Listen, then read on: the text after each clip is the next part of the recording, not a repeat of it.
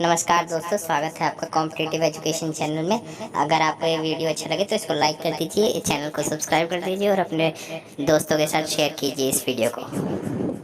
तो नमस्कार दोस्तों, आज हम पढ़ने वाले हैं वोकैबुलरी। आज हम वोकैबुलरी पढ़ेंगे आज के सेशन में।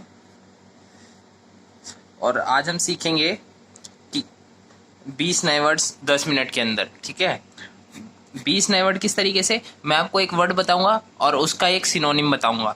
यानी कि आप एक एक मतलब के 2 शब्द सीख जाएंगे जो आपको हर कॉम्पिटिटिव एग्जाम में, चाहे एनडीए हो, नेवी, एयरफोर्स, एसएससी, यूपीएससी या कोई भी आपका एग्जाम हो, what ever exam it will help you in various forms. और वोकैबुलरी एक ऐसी चीज़ है जिसको मजबूत करके आप इंग्लिश पे बहुत बेहतरीन कमांड कर सकते हैं अपनी।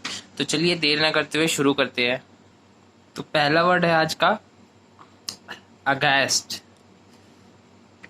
इसका मतलब होता है शॉक्ड, शॉकिंग। जैसे आपने कोई न्यूज सुनी, suppose you heard a news, तुमने एक न्यूज सुनी and you find it shocking, so you can say that यार आज मैंने वो खबर सुनी and that news was very aghasting, है ना। तो शॉकिंग का सिनोनिम क्या होता है? अगास्टिंग, मतलब शॉक हो जाना, किसी से सरप्राइज हो जाना। तो अगास्ट का मतलब होता है शॉकिंग। उसी तरीके से तो आप लोग पता है क्या, जब ये वर्ड्स लर्न करिएगा तो इनके ऊपर माइंड में एक सेंटेंस बनाते चलिएगा, जिससे आपको मतलब आपके माइंड में ये वर्ड बैठता चला जाएगा। लाइक अब मैंने अगास्ट पढ़ा, तो अब इसके ऊपर मैं सेंटेंस बना सकता हूँ कि I was aghast when I saw my numbers in exam on the result day, है ना।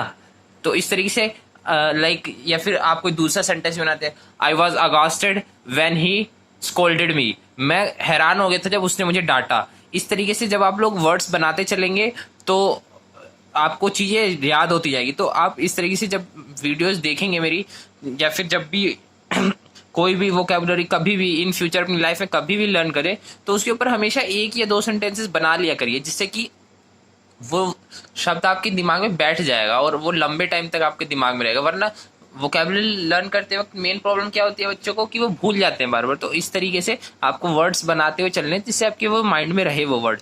अब उसी तरीके से सेकंड वर्ड देखेंगे। सेकंड वर्ड है हमारा रेंडर। अब ये वर्ड सुनने में इतना मुश्किल लग रहा है, जब आप इसका मीनिंग अभी मैं लिखूंगा तो आप कहेंगे सर ये तो बिल्कुल बच्चों वाला वर्ड है। रेंडर का मतलब होता है गिव, देना। अब सोचिए, एग्जाम में अगर क्वेश्चन आ गया कि Ravi rendered 10 toffees to his friend, और ऑप्शन में दे दिया जाए कि रेंडर का मीनिंग बताओ, ये कितना इजी मीनिंग है। गिव का तो इस दुनिया में सबको मतलब पता होगा लगभग लगभग, उसका सिर्फ एक सिनोनिम है रेंडर। लेकिन अगर एग्जाम में लिख के आ जाए इस रेंडर के ऊपर कोई सेंटेंस, तो हम लोग क्या कंफ्यूज हो जाएंगे कि यार ये कैसे होगा, ये कैसे होगा। लेकिन अगर आपको चीज पता रहेगी तो आप 2 सेकंड के अंदर देख के टिक करके नेक्स्ट क्वेश्चन की तरफ बढ़ जाएंगे। तो वोकैबुलरी का यही फायदा होता है कि अगर आपको वर्ड पता है, उस वर्ड का मतलब पता है, उस वर्ड का मीनिंग पता है, सिनोनिम पता है, उसके एंटोनिम पता है, तो आप किसी भी वर्ड को 2 से 3 सेकंड के अंदर सॉल्व करके वोकैबुलरी से रिलेटेड क्वेश्चन आप आगे बढ़ जाएंगे। तो इंग्लिश एक ऐसा सब्जेक्ट है जो बहुत टाइम सेविंग है, जिससे आप टाइम बचा के मैथ में दे सकते हैं एग्जाम करने के लिए, इस तरीके से और सब्जेक्ट्स को। तो इंग्लिश एक बहुत अच्छा सब्जेक्ट है, और अगर आप इस सब्जेक्ट पे अपनी कमांड हासिल कर लेते हैं तो एनडीए, नेवी, एयरफोर्स, ये तीनों तो मतलब आपका क्लियर समझिए, क्योंकि इसमें सबसे मेन रोल प्ले करता है इंग्लिश। तो इंग्लिश को आप लोग मेंटेन करके चलिए। अच्छा, अब हम थर्ड वर्ड देखेंगे। नेक्स्ट वर्ड है हमारा क्वेरलसम। मुझे लगता है आप में से काफी लोगों को इस वर्ड का मतलब क्लियर हो। क्वेरलसम मतलब झगड़ालू। अब इसका एक और हम क्या कह सकते हैं, इसका सिनोनिम इंग्लिश में क्या सिनोनिम हो सकता है, तो इसका सिनोनिम होगा कैंटनकैरस। ये कैंटनकैरस वर्ड एक बार पूछा जा चुका है एसएससी के एग्जाम में, तो मैंने कई बार देखा है इसको, और ये एनडीए में भी शायद 2 बार आ चुका है प्रीवियस ईयर में। तो आपको ये चीज याद रखनी है, कैंटनकैरस मतलब झगड़ालू।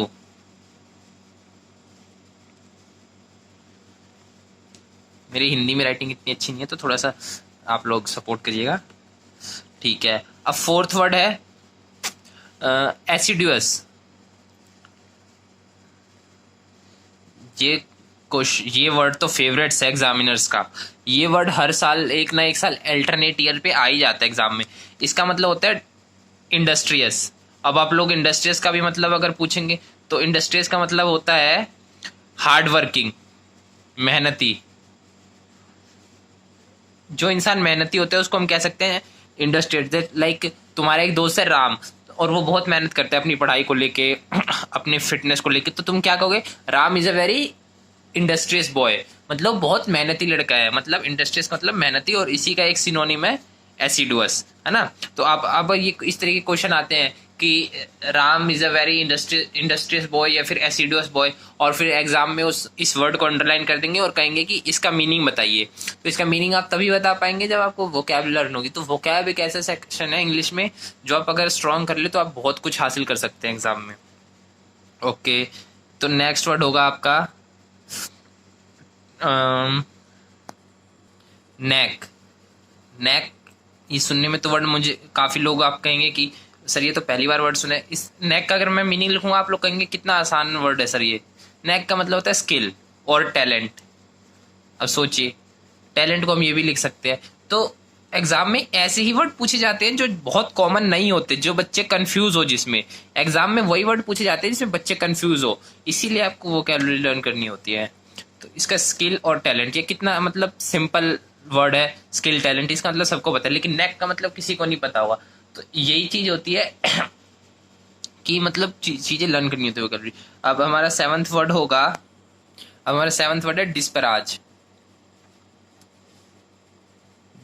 डिस्पराज मतलब होता है किसी को डिसरिस्पेक्ट करना।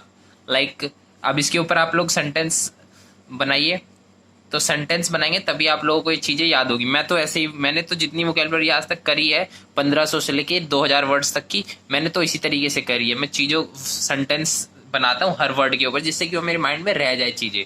अब डिस्पराज, अब इसके ऊपर सेंटेंस कैसे बन सकता है? लाइक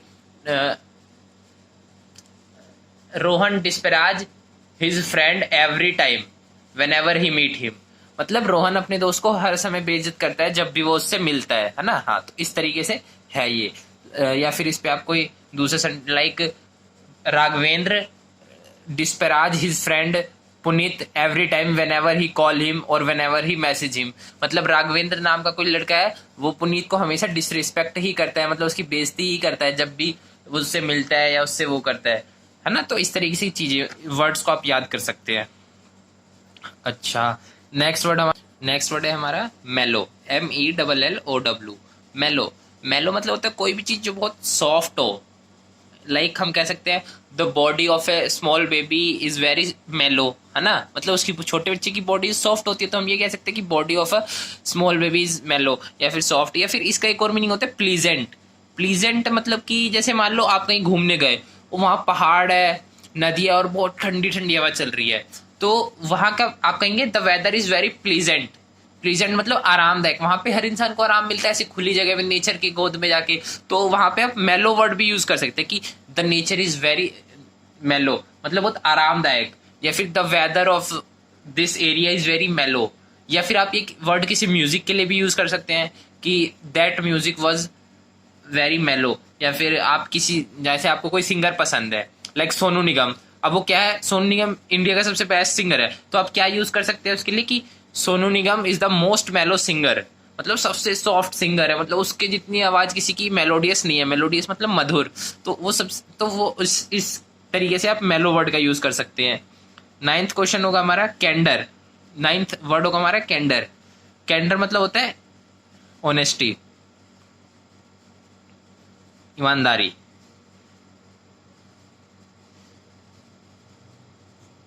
मतलब ईमानदारी, ठीक है। ये तो सिंपल वर्ड है, तो सिंपली लर्न हो जाएगा आप लोगों को।